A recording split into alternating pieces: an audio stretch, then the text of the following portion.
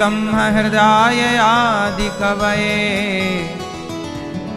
मुह्यन्ति यत्सूरयः तेजो वारिमृदां यथा विनिमयो यत्र त्रिसर्गो मृषा धाम्ना स्वेन सदा निरस्तकुहकं सत्यं परं धीमहि। जन्माद्यस्य यतोऽन्वयादितरतस्य जन्म आदि यस्य जन्माद्यस्य। भागवत की पावन कथा क्या कहती है? भगवान कैसे हैं? जन्म देने वाले हैं। जन्म आदि यस्य, जो भगवान हम सबको भगवान क्या करते हैं? क्यों मैया? सवाल पूछ रहा हूं, उत्तर दो मेरी मां। आप सभी भक्तों को जय श्रीमन्नारायण, सभी भक्तों को जय श्री कृष्ण, राधे राधे, जय गौरी गोपाल। कैसे हैं आप सब लोग? सब लोग प्रेम से बैठिए और जहां जगह मिले वहीं बैठिए, भाव से कथा सुनिए। चलो बताओ, भगवान करते क्या हैं? आप भगवान क्या करते हैं? क्या करते हैं? वॉल्यूम तेज, नैया पार लगाते हैं। आप बताओ मैया, भगवान क्या करते हैं?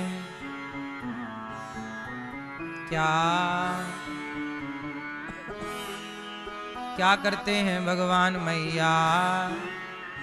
क्या आशीर्वाद देते हैं? क्या करते हैं भगवान? भैया बताओ, टोपी वाले भैया, भगवान क्या करते हैं? भगवान 3 काम करते हैं। कितने काम? कौन कौन से? भगवान हाँ, ये दुनिया को बनाना,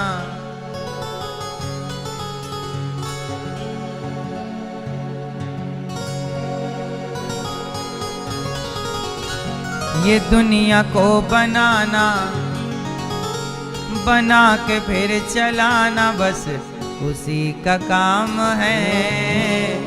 बड़ा जबरदस्त उसका इंतजाम है। क्या करते हैं भगवान?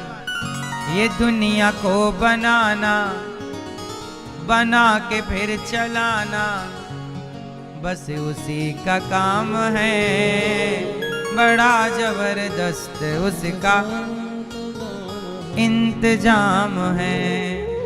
दुनिया को बनाना तो कौन बनाता है दुनिया को? ब्रह्मा जी दुनिया को बनाते, वो ब्रह्मा है कहलाते। दुनिया को बनाना ब्रह्मा जी, दुनिया को बनाना, बना के फिर चलाना, चलाने वाले विष्णु जी कहलाते। चलाने वाले कौन? भगवान। तो दुनिया को बनाते ब्रह्मा, बना के फिर चलाते विष्णु, और आखिरी में संहार। दुनिया को बनाना, बना के फिर चलाना, चला के फिर मिटाना, बस उसी का काम है। बड़ा जबरदस्त उसका। तो बनाना किसका काम? ब्रह्मा। पालन करना और संहार करना शंकर जी। ब्रह्मा विष्णु महेश, ब्रह्मा विष्णु, ब्रह्मा विष्णु, इन तीनों का शॉर्ट फॉर्म क्या हुआ? ये फुल फॉर्म है ब्रह्मा विष्णु महेश, फुल फॉर्म। अब शॉर्ट फॉर्म आ गया God. GOD, G for generator, O for operator, D for destroyer, हो गया गॉड। ओ माई गॉड,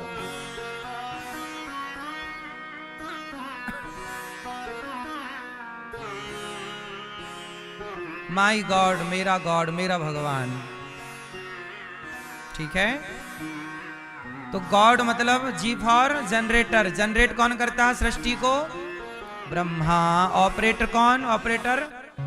डिस्ट्रॉयर, संहार, शिव, ब्रह्मा, विष्णु, महेश। इन तीन शक्तियों को ही, ये सनातन की मूल बात है। सृष्टि तीन प्रकार से विभक्त है, ब्रह्मा, विष्णु। इसलिए इन तीनों में भेद नहीं समझना चाहिए। इस कलयुग में ब्रह्मा जी की पूजा नहीं होती। बोलो हाँ। ब्रह्मा, विष्णु, महेश में किसकी पूजा नहीं है? ब्रह्मा जी की पूजा नहीं है। क्यों? पुष्कर में पूजा होती है केवल ब्रह्मा जी की। पुष्कर में मंदिर है ब्रह्मा जी का, बाकी पूरी धरती में ब्रह्मा जी का कोई मंदिर नहीं है। अच्छा, ब्रह्मा जी की पूजा क्यों नहीं होती? इसका कारण पता है आपको? क्यों नहीं होती? ब्रह्मा जी की पूजा इसलिए नहीं होती क्योंकि नारद जी जब प्रकट हुए तो ब्रह्मा जी ने नारद जी से कहा कि आप जाओ सृष्टि उत्पन्न करो, मतलब ब्याह करो और बच्चे पैदा करो। तो नारद जी ने कह दिया ना, ए बेटा चुप रहो, सुनो। तो नारद जी ने कह दिया, भैया आप लोग बैठ जाओ, बैठ के सुनो कथा, बैठ जाओ, सब लोग बैठ जाओ, बैठो और भैया बैठ जाओ, बैठ जाओ, भैया बैठ जाओ, शांति से बैठो और प्रेम से सुनो। सब लोग बैठो, समय है तो सुन लो, नहीं समय है तो कोई बात नहीं। तो नारद जी से कहा कि सृष्टि करो। नारद जी ने मना कर दिया कि मैं तो भजन करूंगा, नाम जप करूंगा, मुझे कोई शादी व्यादी के चक्कर में नहीं पड़ना। तो ब्रह्मा जी को गुस्सा आ गया कि आपने पिता की बात नहीं मानी, मैंने कहा सृष्टि करो और आपने पिता की बात नहीं मानी। जाओ बेटा, मैं तुम्हें शाप देता हूं, तुम एक जगह पर कहीं ठहरोगे नहीं। इसलिए नारद जी चलते रहते, कहीं रुकते। तो नारद जी ने भी शाप दे दिया कि मैंने तो भक्ति के मार्ग को चुना और आपने गुस्सा होकर शाप दे दिया। जाओ, मैं आपको शाप देता हूं कि आप जैसी विचारधारा की पूजा नहीं होगी जो सबको उलझाना चाहते हैं। इसलिए नारद जी के शाप के कारण ब्रह्मा जी की पूजा नहीं होती। इसलिए ब्रह्मा जी की पूजा नहीं होती, शाप है।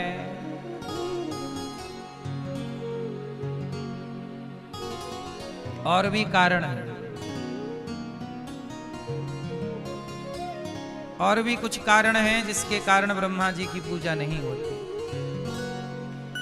तो ब्रह्मा, विष्णु, महेश में ब्रह्मा जी की पूजा नहीं, तो विष्णु जी और महेश मतलब शंकर, इन दोनों की पूजा होती है।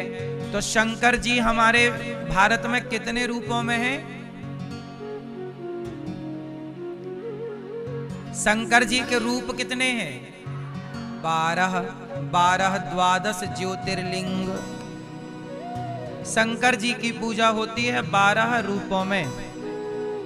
12 रुद्र होते हैं, 11वें रुद्र है ना, तो 11 रुद्र। तो शंकर जी की 12 रूपों में पूजा होती है। काशी विश्वनाथ के रूप में, महाकाल के रूप में, है ना, केदारनाथ के रूप में। बोलो हाँ। तो ये भगवान शिव के 12 रूप हैं। तो 12 ज्योतिर्लिंग के रूप में शंकर जी की पूजा, और शंकर जी से ठीक दुगने, 12 के दुगने तो 24 रूपों में भगवान विष्णु की पूजा होती है, 24 अवतार। तो 12 और 24,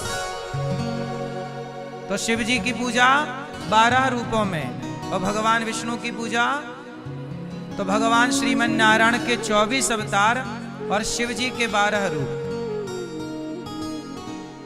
तो ये दोनों की पूजा हमारे यहां होती है सनातन।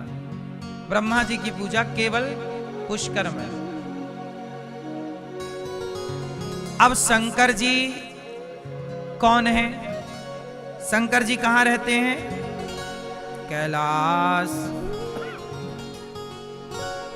तो कैलाश में जो शंकर जी हैं वहां बैठे बैठे शंकर जी सदा ध्यान करते हैं। किसका? भगवान श्रीमन नारायण का शंकर जी सदा ध्यान करते हैं। अच्छा, शंकर जी के माथे पर तिलक कैसा है? टेढ़ा त्रिपुंड। क्यों? क्योंकि भगवान नारायण सदा लेटे रहते हैं क्षीर सागर में। तो भगवान नारायण लेटे हैं, तो नारायण के लेटे हुए छवि को शंकर जी मन में बसाते हैं और वही लेटा हुआ स्वरूप अपने माथे पे अंकित कर लेते हैं। वही तिलक है। भगवान श्रीमन नारायण का ध्यान करते हैं। शंकर जी किसका ध्यान करते हैं? अच्छा ये बताओ, शंकर जी हनुमान जी बने कि नहीं? शंकर जी हनुमान जी हैं कि नहीं? हाँ या ना? शंकर जी ही क्या बने? हनुमान जी। और हनुमान जी किसका नाम जप रहे हैं? राम जी का। छाती फाड़ी तो कौन? राम। तो शंकर जी भी भगवान श्रीमन नारायण का ध्यान करते हैं। अच्छा, तो नारायण किसका ध्यान करते हैं? हाँ, शंकर जी नारायण का ध्यान करते हैं, क्योंकि शिव जो हैं वो नारायण के भक्त हैं। और नारायण किसका ध्यान करते हैं? शिव का। क्यों? क्योंकि शिव जी भक्त हैं। यदि भक्त भगवान का ध्यान करते हैं तो भगवान भक्त का ध्यान करते हैं।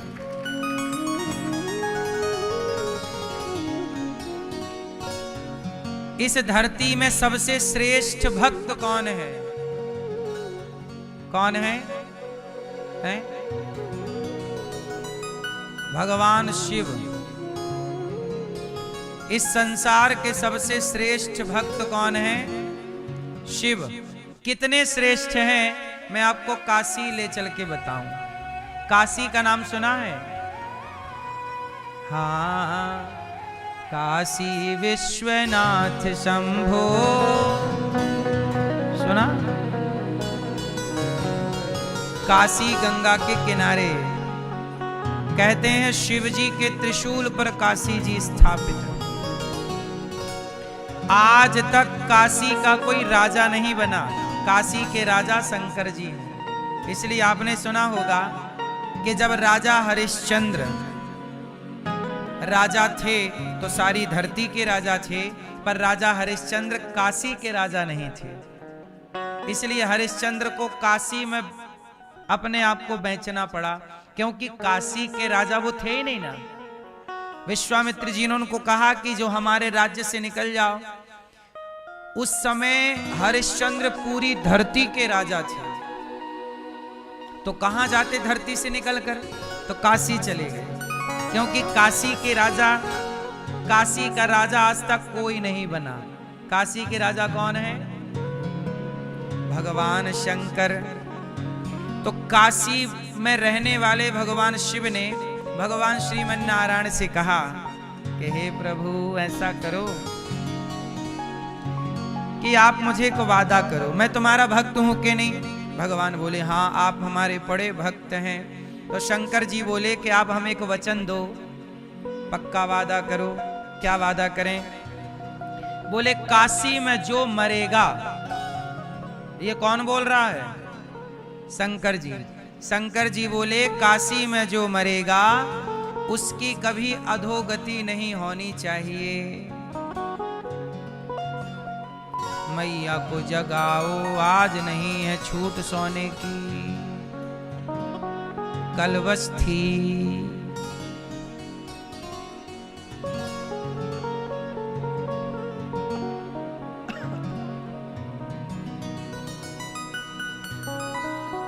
मैया सरवर ढक के बिंदास सो रही।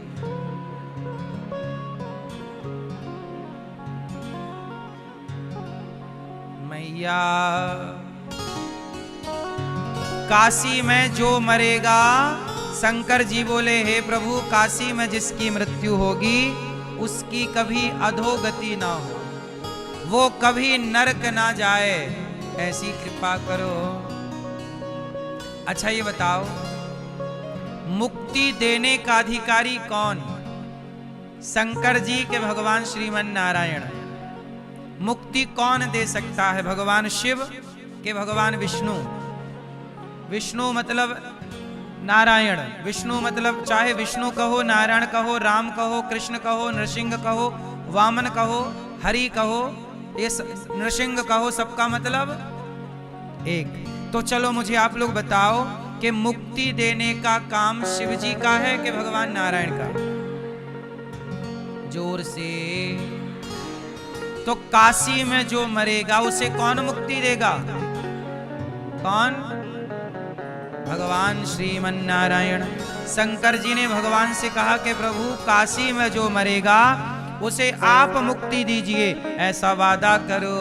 तो भगवान श्रीमन नारायण ने शंकर जी को वचन दिया कि काशी में जो मरेगा उसकी मुक्ति मैं जरूर करूंगा। इसलिए आज भी नियम है कि काशी में जो मरता है, तो भगवान विष्णु ने कहा कि शिव जी आप बस इतना किया करो कि काशी में जो मरता है उसके कान में बस आप राम मंत्र बोल दिया करो। तो काशी में जो मरता है तो शंकर जी उसके कान में मंत्र बोल देते हैं। कौन सा? जासु नाम बल शंकर काशी, देत सबहि सम गति अविनाशी। रामचरितमानस में लिखा गोस्वामी जी ने कि जासु नाम बल शंकर काशी, जन्म जन्म मुनि जतन कराही, अंतराम कहि आवत नाही। जासु नाम बल शंकर काशी, देत सबहि सम गति अविनाशी। कलयुग केवल नाम आधारा, सुमरे सुमरे नर उतरहि पारा। काशी में जो मरता है तो शंकर जी उसके कान में क्या देते हैं? राम मंत्र देते हैं, पंचाक्षर मंत्र, और उसी मंत्र से वह मरने वाला उस राम नाम के प्रभाव से, भगवान श्रीमन नारायण के प्रभाव से वह मोक्ष को प्राप्त करता है। ये शिव जी को दिया गया वचन आज भी भगवान निभाते हैं। तो शिव जी सदा ध्यान उनका करते हैं जिनका ध्यान हम आपसे कहते हैं आप भी किया करो। नारद जी किसका ध्यान करते हैं? सदा श्रीमन नारायण नारायण, श्रीमन नारायण नारायण नारायण, भजमन नारायण नारायण नारायण, भजमन नारायण नारायण नारायण, श्रीमन नारायण नारायण। नारद जी नाम जपते हो, नाम जप के प्रभाव से ही वो भगवान को पाए बैठे। इसलिए मैया भगवान का प्रेम से नाम जप किया करो। काम खूब करो पर नाम भी खूब जपो। काम करते रहो नाम जपते रहो, मन से गोविंद गोपाल गाते चलो। याद आवेगी उसको कभी ना कभी, मेरी विनती सुनेगा कभी ना कभी। ऐसा विश्वास मन में जगाते चलो, मन से गोविंद गोपाल गाते चलो, कृष्ण गोविंद गोपाल गाते चलो। काम करते रहो, नाम प्रेम से। तो जन्माद्यस्य यतोऽन्वयादितरतश्चार्थेष्वभिज्ञः स्वराट। भगवान स्वामी विराजति थी स्वराट, जिन पर बड़े बड़े मोहित यत सूरी, बड़े बड़े कवि, बड़े बड़े ज्ञानी विज्ञानी ब्रह्मा जी मोहित हो गए। मुह्यन्त यत सूरयः, ऐसे भगवान को हम सत्य स्वरूप जानकर उनको हृदय में धारण करते हैं, उनका ध्यान करते हैं। भागवत जी में पहला सवाल क्या है जानते हो? मनुष्य मात्र का धर्म क्या है? मैया, मनुष्य का धर्म क्या है? आप मनुष्य हो ना, आपका धर्म क्या है?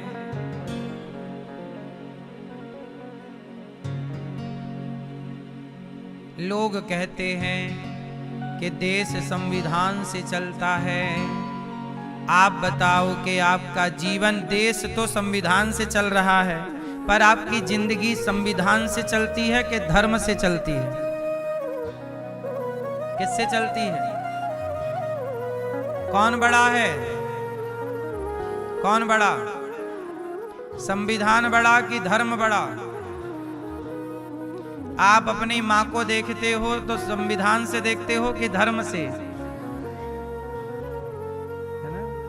इसलिए मेरी माँ, कल हमने आपको ये बात कही थी कि जिसके जीवन में धर्म आ गया उसके जीवन में सब कुछ आ गया। राम का जीवन किससे चला? धर्म से चला। दशरथ जी का जीवन किससे चला? राजा हरिश्चंद्र का जीवन किससे चला? धर्म के लिए बाजार में बिक गए, धर्म के लिए। और रावण ने अधर्म किया तो परिणाम सामने है। इसलिए मेरी माँ, धर्म से चलना चाहिए। किससे चलना चाहिए? कल हमने आपको बताया था कि ईश्वर का संविधान जो है, उस संविधान का नाम है धर्म। इसलिए गीता का पहला अक्षर शब्द क्या है? धर्म क्षेत्रे। धर्म, गीता कहां से स्टार्ट होती है? धर्म से। पहला है धर्म, पहला श्लोक, धर्म क्षेत्रे कुरुक्षेत्रे। धर्म क्षेत्र, ये धर्म क्षेत्र है। मामका पांडवाश्चैव किम कुर्वत संजय। और भगवान की अंतिम वाणी, गीता सर्वधर्मान परित्यज्य मामेकं शरणं व्रज अहं त्वा सर्व पापेभ्यो मोक्षयिष्यामि मा शुचः। धर्म। आखिरी में क्या है?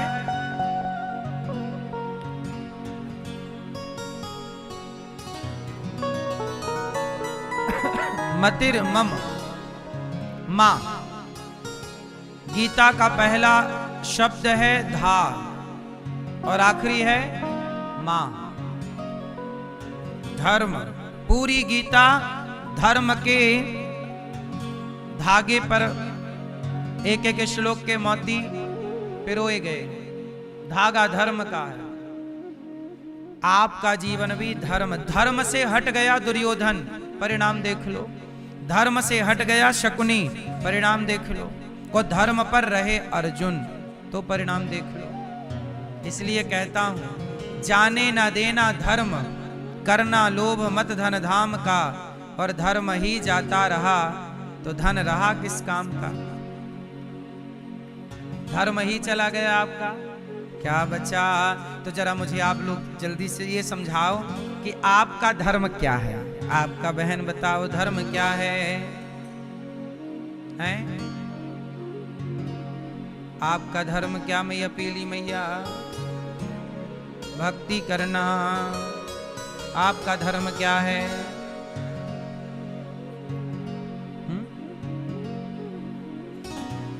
पहले घर की सेवा, फिर पति की सेवा। तो घर की सेवा क्या आप घर के पांव दबाती रहती हो? घर का सिर दबाती हो, छत जाके दबाती रहती हो। घर की सेवा।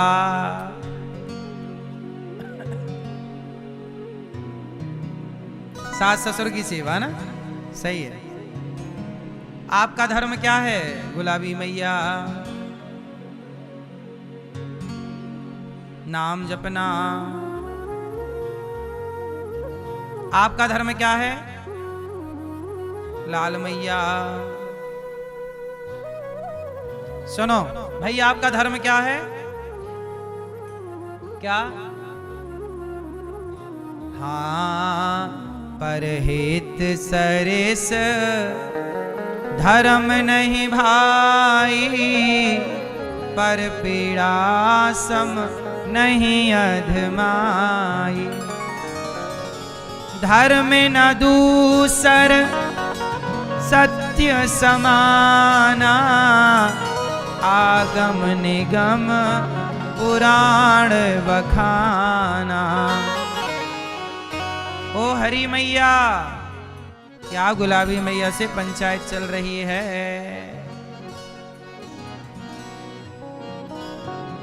धर्म क्या है?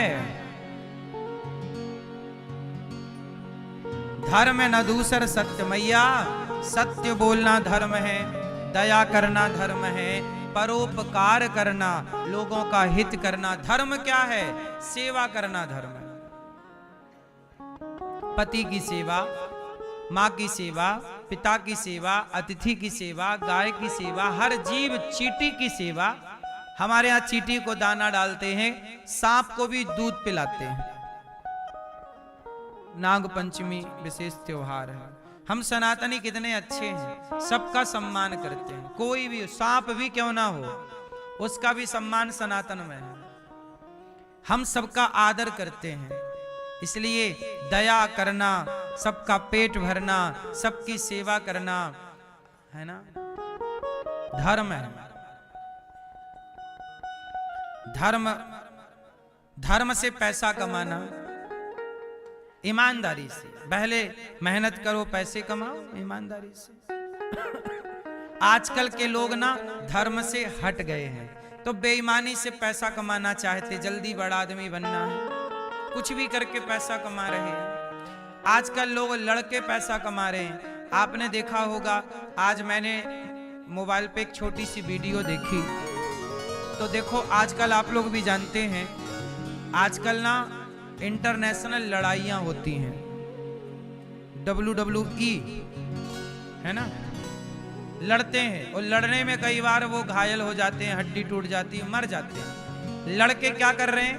पैसा कमा रहे हैं, और उनकी लड़ाइयां देखने हजारों लोग आते हैं। आज के जमाने में कथा सुनने इतने लोग नहीं आते जितने लड़ाइयां देखने आते हैं। इसका मतलब दुनिया चाहती है केवल लड़ना और लड़ाना। एक और मैंने देखा, आजकल एक और नया खेल चला है थप्पड़ मारने का, कि आपके गाल में हम थप्पड़ मारेंगे, फिर आप हमारे गाल में थप्पड़ मारिएगा, उससे उनको पैसा मिलता है। तो एक लड़की को थप्पड़ मारा, दूसरी लड़की ने दिया धन्न से उसके गाल में चटाक, बेचारी के आंखों से तुरंत आंसू आ गए, फिर उसने भी उसको मारा। अब बताओ, इस तरह से ना लोग पैसे कमा रहे हैं और देखने वाले मजे ले रहे। वाह वाह वाह, ये भी कोई खेल है साहब, ये भी कोई तरीका है? किसी को रुला के, अब देखो आपने किसी को मारा, तुरंत उसके आंसू आ, गाल में जोर का जितनी ताकत उससे मारो, कई बार तो हड्डी टूट जाती है, बस जबड़ा टूट जाता है। ऐसा हो रहा है संसार में कि नहीं जो हम कह रहे हैं, है ना? क्यों, क्या जरूरत है? पैसा ही कमाना है साहब, किसी के आंसू क्यों बहाएं? हम आपके आंसू क्यों, हम तो आपको मारें क्यों? हम आपको मार के पैसा क्यों कमाएं? हम आपको हंसा कर भी तो पैसा कमा सकते हैं। हम और भी तरीकों से पैसा कमाएं। इसलिए मुझे लगता है कि किसी को नीचा दिखाकर, किसी को मार कर, किसी को अपमानित कर कर पैसा नहीं कमाना चाहिए। सही है कि गलत है? धर्म से चलना चाहिए, धर्म का रास्ता कभी नहीं छोड़ना चाहिए। हमारा धर्म ही यही है। अच्छा ये बताओ, भगवान साकार होते हैं कि निराकार? भैया भगवान साकार हैं कि निराकार? कुर्सी पर बैठे चश्मा वाले दादाजी बताएंगे। भगवान साकार हैं कि निराकार? निराकार। ये वाले दादाजी बताएंगे, इस तरफ वाले टोपा लगाने वाले, भगवान साकार कि निराकार? क्या है भगवान? साकार, निराकार। भगवान साकार हैं कि निराकार? कितने लोग मानते हैं कि ईश्वर निराकार है?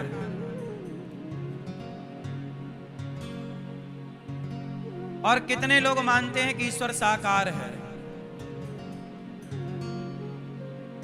कुछ लोग किसी में हाथ नहीं उठा रहे हैं, तो और तीसरा क्या ऑप्शन दूं?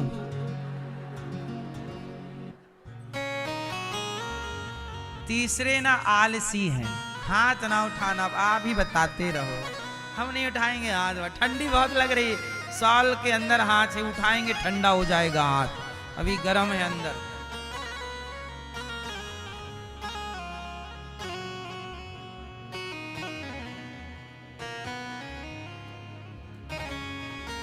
सुनो, भगवान निराकार हैं हाँ कि साकार हैं? अच्छा ये बताओ, जो कह रहे हैं कि ईश्वर निराकार है, तो बताओ ईश्वर निराकार है तो भगवान आपका सर्वशक्तिमान है कि नहीं? तो जो सर्वशक्तिमान होगा तो सर्वशक्तिमान होगा ही तब जब वो अपने आप को चाहे तो निराकार कर ले और चाहे तो साकार कर ले, तब ना सर्वशक्तिमान माना जाएगा। यदि तुम्हारा भगवान निराकार ही रहा और साकार नहीं बना तो काय का सर्वशक्तिमान? उसमें तो साकार होने की शक्ति है ही नहीं। यदि आप कहते हो कि भगवान निराकार है तो आपका वाला भगवान मतलब कम ताकत वाला है क्या है? हमारा वाला भगवान तो इतनी ताकत वाला है कि वो चाहे तो निराकार हो जाए और वो चाहे तो पल भर में साकार हो जाए, वो चाहे तो विराट हो जाए और वो चाहे तो इतना सूक्ष्म हो जाए कि कोई देख ना सके। वो भगवान जो अणोर अणियान महतो महीयान, वह भगवान हमारा है जो जरूरत पड़ने पर तो निराकार है, पर जरूरत पड़ने पर वही निराकार प्रहलाद के लिए साकार बन के नृसिंह बन के प्रकट हो जाते हैं। वही निराकार रावण को मारने राम बनकर आ जाते हैं, वही निराकार कृष्ण बनकर आ जाते हैं। जरूरत पड़ी तो निराकार, जरूरत पड़ी तो हमारा भगवान ऐसा सर्वशक्तिमान, उसी को कहते हैं। अब ऐसा कैसा भगवान की निराकार है जी? अब कुछ लोग कहते हैं कि ईश्वर तो निराकार है, वो साकार कैसे हो सकता है? अरे भैया, जो भगवान है वो निराकार भी हो सकता, क्योंकि भगवान ताकत, भगवान तो भगवान है, वो बड़ा हो। हनुमान जी लंका गए, हनुमान जी लंका गए तो छोटे होके गए कि बड़े? बोलो हाँ, छोटा बड़ा। हनुमान जी लंका गए छोटे, फिर सीता मैया ने कहा हनुमान जी बेटा क्या तुम्हारी तरह छोटे छोटे बंदर हैं राम जी के साथ इतने इतने से? ऐसे तो रावण ऐसे पकड़ के मसल देगा, ऐसे ऐसे सारे मसल देगा। हनुमान जी बोले नहीं मैया, मैं छोटा बना हूँ बड़ा, कहो तो दिखाऊं। हाँ बेटा जरा मुझे दर्शन कराओ, कितने बड़े बंदर हैं। अब हनुमान जी भयं पर्वताकार शरीरा, इतने बड़े हो गए, सीता मैया ऐसे देख रही हैं। तो हनुमान जी जरा सोचो कि हनुमान जी राम के कौन हैं? दास। और हनुमान जी इतने पावरफुल हैं कि वो चाहे तो छोटे हो जाएं और वो चाहे तो जब भगवान का दास छोटा बड़ा हो सकता है तो क्या भगवान निराकार से साकार नहीं हो सकते? क्या साकार से निराकार नहीं हो सकते? भगवान है, उनकी अपनी पावर है। चाहे तो वो भगवान, हमारे भगवान का एक नाम है अंतर्यामी। बोलो हाँ, क्या नाम है? अंतर्यामी मतलब क्या होता? चलो बताओ। हाँ मैया तुम तो गीत सुनाने लग गई। तू अंतर्यामी सबका स्वामी। मैया कह रही अंतर्यामी मतलब सबका स्वामी। गीत की लाइन हमें चिपका रही है मैया। अंतर्यामी किसे कहते हैं? ए मैया अंतर्यामी किसे कहते हैं? भगवान का एक नाम अंतर्यामी है कि नहीं? क्या मतलब हुआ? वही तो पूछ रहे हैं। अंतर्यामी मतलब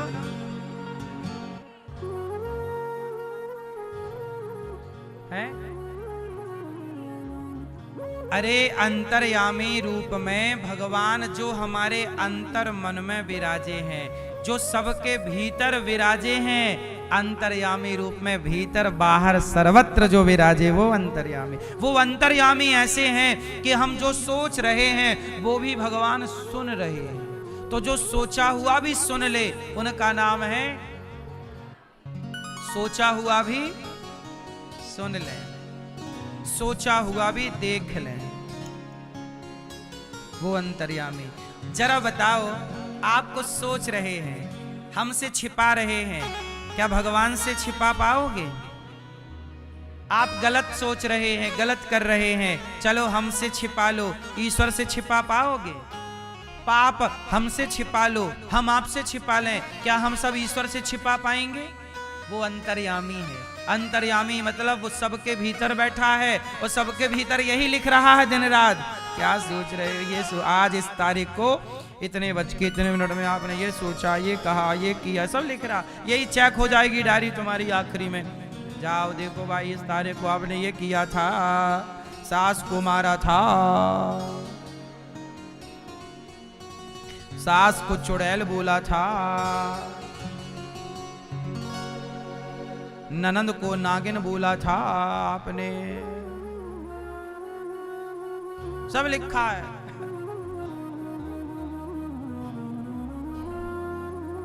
बोलो हाँ। मैया आपने 3 तारीख को पड़ोसन के घर बैठ के अपनी बहू की बुराई की थी। हमारी बहू तो रोटी नहीं देती। भगवान वहां चेक करेंगे, दी तो थी, थाली परोस के रखी थी, तू ही खिसका के चली गई, नहीं खाएंगे तेरे हाथ का। और पड़ोसन के पास जाकर रो रही है, बहू खाना नहीं देती। ये सासें भी कम नाटकबाज होती हैं क्या? अच्छी बहू मिल जाए तो भी शिकायत, और बुरी मिले तब तो है ही। और बहुएं भी कम नहीं, सास से एक बार नहीं पूछती कि माँ जी क्या खाओगी, और माँ को खा लिया माँ क्या बना आज? कढ़ी। कढ़ी। और यहां मां नहीं भूखी बैठी है, पूछने को तैयार नहीं। आप लोग अपने रिश्तों की दूरियां खत्म कर लो तो आपका घर घर ना रह जाए, स्वर्ग हो जाए यहीं पर। ये दूरियां आप सब मिटा तो लो। दूर की चिंता है, पास की चिंता नहीं। काश आपको अपनों के पास की चिंता होती तो दूर वाले तो खुश हैं। दूर वाला सुखी है कि दुखी है, उसके सुख में भी आप कुछ ना कर पाओगे और उसके दुख में भी आप कुछ ना कर पाओगे। देखो यहां पर कोई प्यासा है, यहां पर कोई भूखा है, मैं उसकी हेल्प कर सकता हूं। लेकिन अमेरिका में कोई प्यासा भूखा बैठा होगा तो मैं चाह कर भी उसे ना पानी दे पाऊंगा ना रोटी दे पाऊंगा। लेकिन जो मेरे पास है मैं उसे अपना पानी भी दे सकता हूं, अपना रोटी भी दे सकता हूं और अपना कपड़ा भी उसे उड़ा सकता हूं। जो पास है मैं उसकी मदद कर सकता हूं। लेकिन आजकल क्या हो रहा, पास वाले को कोई नहीं देख रहा है, और जिसका कुछ कर ही नहीं पाओगे उसकी बड़ी फिक्र है आपको। इसलिए जिसका कर सकते हो उसका कर लो, जिसका कर ही नहीं सकते उसके बारे में सोच के भी टाइम क्या वेस्ट करना है, क्योंकि आपके हाथ में कुछ नहीं, जो होना वो वहां हो रहा है। अब ईरान में चल रहा है, युद्ध की तैयारियां हो रही हैं, विश्व युद्ध की तैयारियां चल रही हैं। हम लोग चाह कर भी नहीं रोक सकते, समझा ही तो सकते हैं दुनिया को। अब रसिया यूक्रेन लड़ रहे हैं, कितने लोग जिंदा हैं, कितने मर गए, हम चाह कर भी नहीं समझा सकते।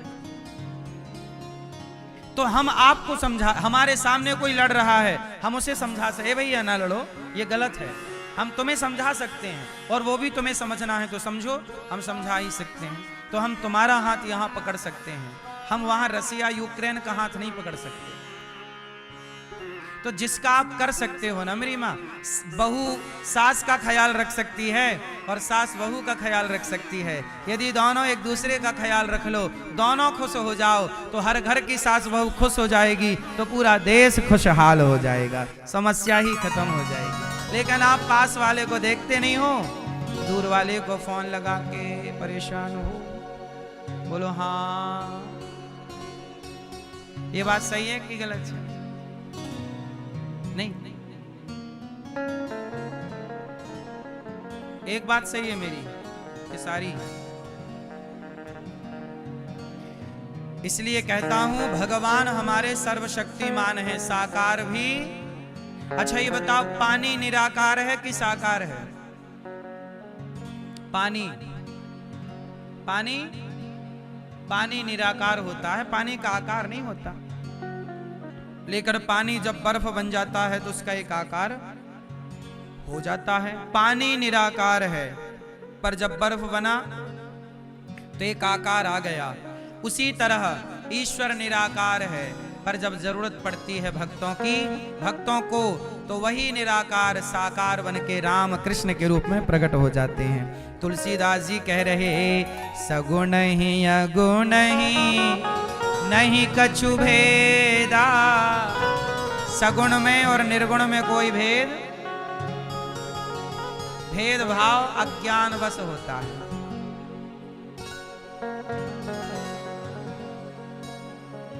तो भगवान के 24 अवतारों का वर्णन वेद व्यास जी ने भागवत जी की रचना की महाभारत के युद्ध से। अच्छा, महाभारत आप लोग देखे हैं? मैया आपने महाभारत देखी है? हाँ मैया, आप महाभारत देखी हो? अच्छा, जब हो रहा था तो वहीं पड़ोस में आपका घर था, क्यों? जब महाभारत वहां चल रहा था तो वहीं बगल में आपका ही तो घर था, तो आप खिड़की से देख रही थी पूरा? नहीं, टीवी पे ना। हाँ, हमें लगा साक्षात।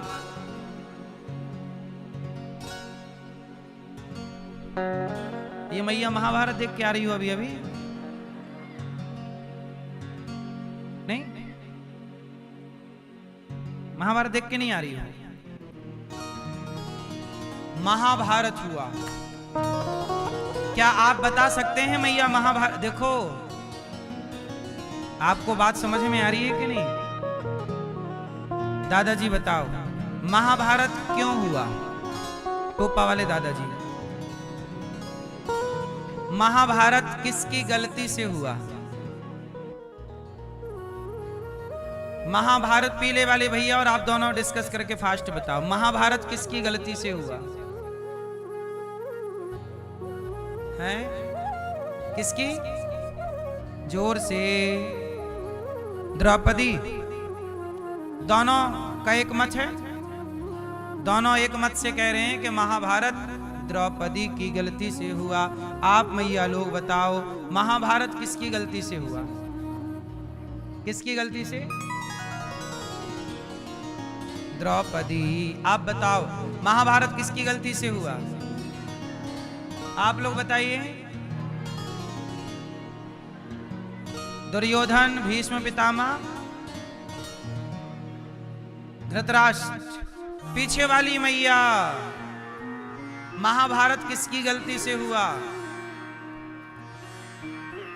वो टोपी वाले भैया खड़े हैं ना, वो ये बताएंगे महाभारत किसकी गलती से हुआ। आप बताओ टोपी वाले भैया,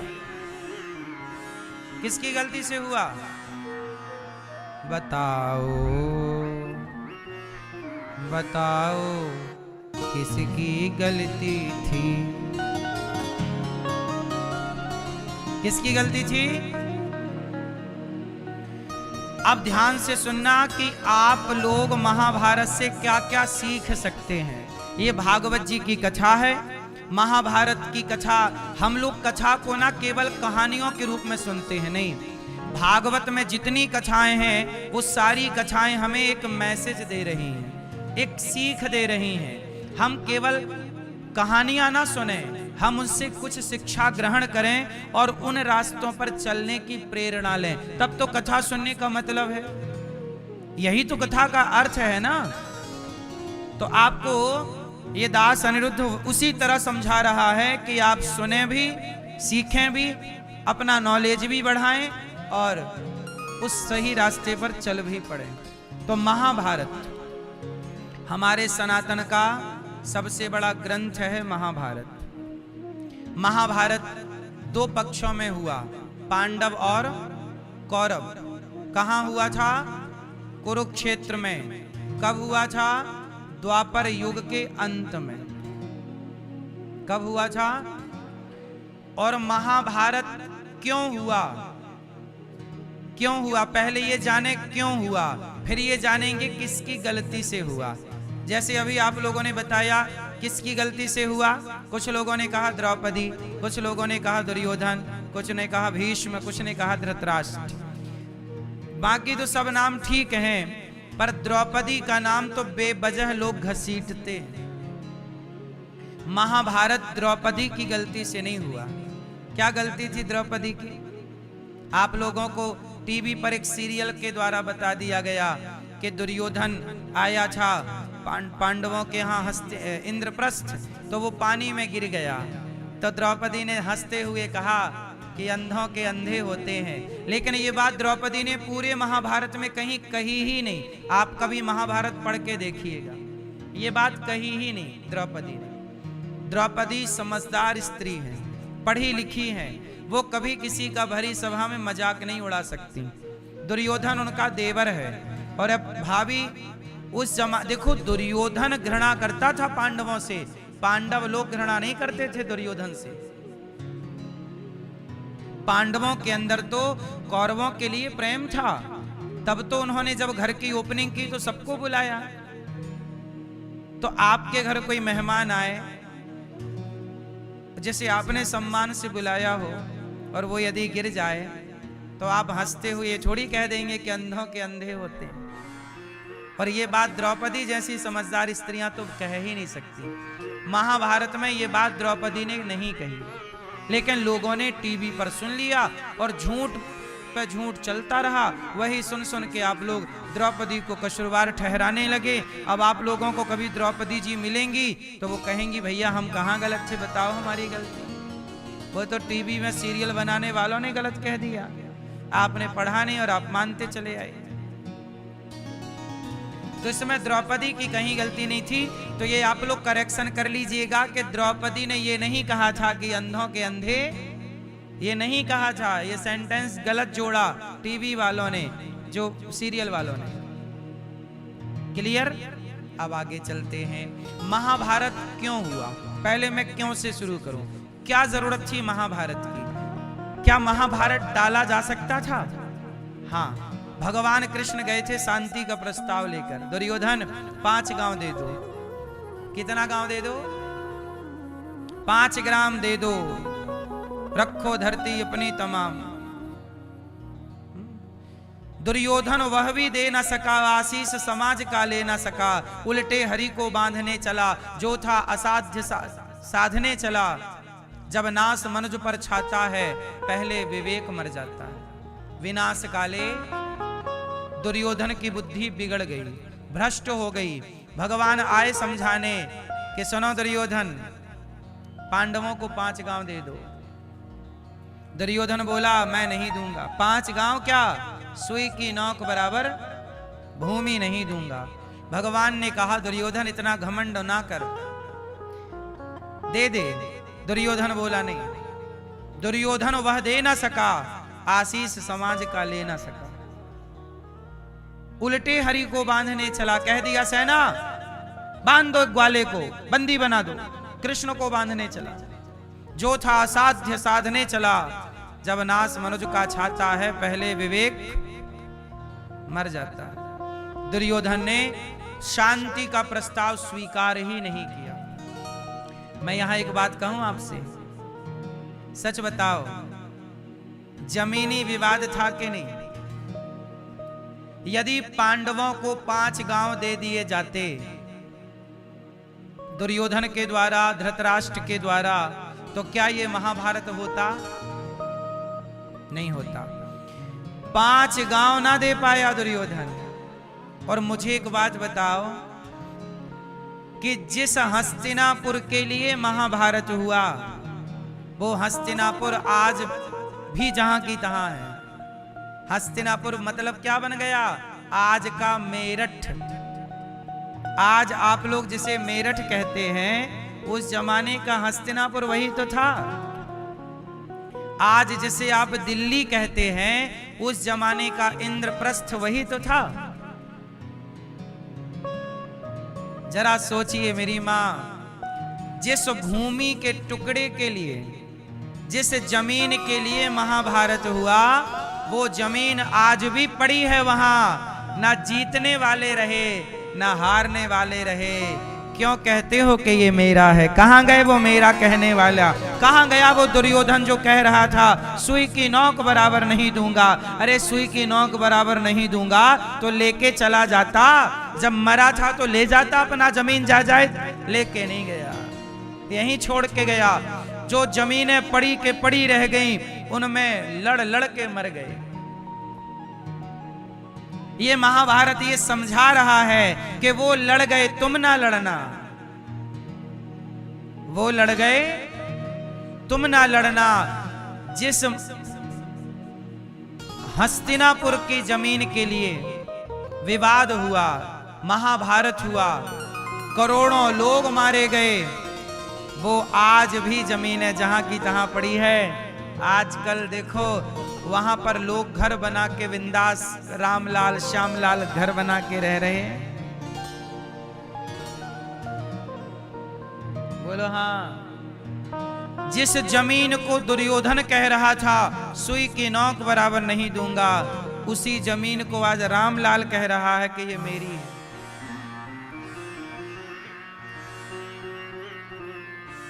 जिसे दुर्योधन कहता था ये मेरी है, उसी को अब रामलाल क्या कहता है? ये मेरी है, मेरे नाम रजिस्ट्री है। बोलो हाँ। इसका मतलब ये हुआ कि यदि जमीन का बंटवारा सही सही धृतराष्ट्र महाराज कर देते तो ये महाभारत ही सही बंटवारा ना होने से महाभारत हुआ। इसलिए आप लोगों से एक बात कहूं, आप लोग भी मरने से